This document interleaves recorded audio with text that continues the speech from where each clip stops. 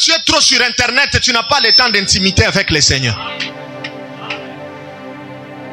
Ils vont finir. Cette année, on va exposer les faux, qu'on expose aussi des faux chrétiens. Avez-vous déjà vu l'église catholique exposer des prêtres en sectape? Jamais. Quelle maturité. Que Dieu bénisse les catholiques du monde. Or, nous savons qu'il y a des prêtres ivrognes. La pédophilie a commencé dans certains couvents. Mais nous lisons des histoires. Est-ce que j'ai attaqué quelqu'un? J'ai attaqué l'église de quelqu'un? Mais vous ne verrez jamais un chrétien catholique, un prêtre catholique. Ces gens sont enseignés, il faut les apprécier. Ils sont forts. Tu ne verras pas un prêtre catholique commencer à mettre un autre prêtre en miniature. Elle commence à dire, vous voyez ça, pour paraître saint. Un prêtre catholique ne fera jamais ça. C'est pourquoi même si vous combattez l'église catholique, sur les plans politiques, sur les plans terrestres, ils sont forts. Sur le plan spirituel, oui, ils sont forts dans la spiritualité. Parce que la spiritualité exige des disciplines. Quand tu as un esprit supérieur et tu ne critiques pas, tu observes de loin et tu intercèdes. C'est fort. Ces gens sont très loin. Mais nous, les pasteurs de l'église du réveil, surtout au Congo, nous finissons entre nous. Marcelo est au parquet, il se vit trop seul. Marcelo, il est ton ami. Ce que Marcelo a fait dans ce pays, même moi, ton pasteur, je ne l'ai pas encore fait. Quand on parle de Marcelo dans certains territoires, c'est le respect absolu. Ce n'est pas mon ami. Mais je dois te dire la vérité. Oh, il a tué la femme. Il a fait. Tu as des preuves?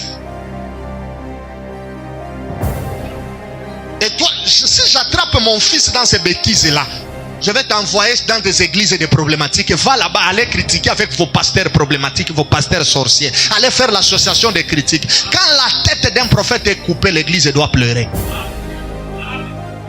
Si c'est vrai, si c'est faux, nous on ne sait pas, c'est Dieu qui sait. Nous on se limite sur ce que Marcelo a fait.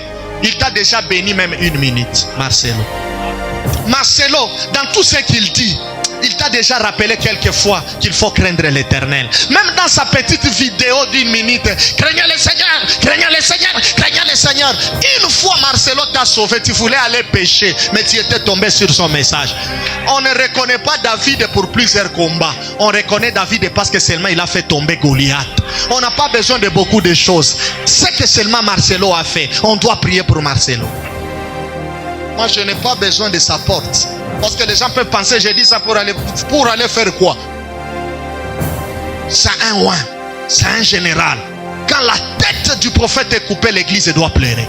Quand un roi est en danger, l'église doit intercéder. On ne doit pas s'enchanter, on doit réveiller, on doit frapper la sonnette d'alarme. On frappe. Insulte-moi, mais c'est la vérité, c'est la parole. S'il tombait, je n'aurais pas ces fidèles. Les fidèles de la compassion ne viendront pas ici parce qu'on ne va pas s'attendre. Nous, on a notre message. Nous, chez nous, il faut interpréter chaque écriture. Ils ne seront pas à l'aise quand on va commencer à crier, révèle les couteaux du fourreau, enlève l'épée du fourreau. Ils vont penser que nous sommes des orgueilleux, on se voit connaître. Donc on n'a pas besoin de l'air chrétien. Mais quand même c'est un roi. Il a joué son rôle. Il continue à jouer son rôle. Nous devons prier pour lui. Nous devons l'encourager. Et si vous observez sur internet, les gens qui les combattent, les gens qui combattent Marcelo, les gens qui combattent Pasteur Marcelo, ce sont des chrétiens. Les musulmans ne commentent pas. Ce sont les églises Fire Ministries, Bethel Ministries, Chandelier Ministries. C'est nous tuons entre nous. La plus mauvaise armée, c'est l'armée de Dieu. C'est la seule armée qui tue ses propres généraux. Quand la tête d'un prophète est coupée, on ne doit pas être content. Aujourd'hui c'est Marcelo, demain c'est toi. Après demain ils vont chercher Dieu merci. Ils sont en train de nous exterminer petit à petit. Ils savent déjà notre faiblesse. C'est pourquoi il doit y avoir quelqu'un qui doit parler. Un prophète qui doit avertir. Ne tombez pas dans ces pièges. Priez.